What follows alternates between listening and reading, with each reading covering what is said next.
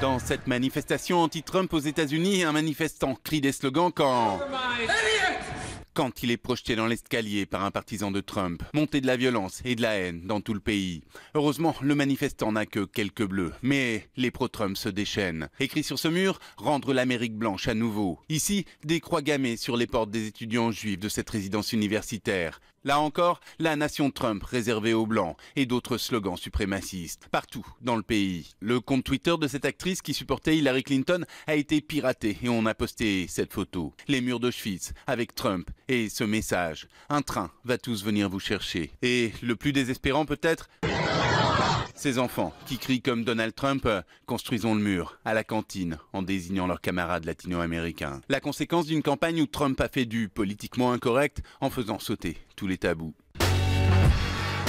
L'autre nouvel ami de Donald Trump, c'est Bachar al-Assad. Après avoir toute la journée bombardé les quartiers est d'Alep avec des barils pleins de clous et de TNT, détruisant un peu plus la ville et faisant d'autres morts civiles, le président syrien a déclaré ceci à la télé. S'il veut combattre le terrorisme, bien sûr, Donald Trump sera un allié naturel de la Syrie, avec les Iraniens et les Russes. Des Russes pro-Trump eux aussi, qui, pour la première fois de l'histoire de la Russie post-soviétique, ont engagé un porte-avions et lancé des missiles depuis une frégate sur les rebelles syriens.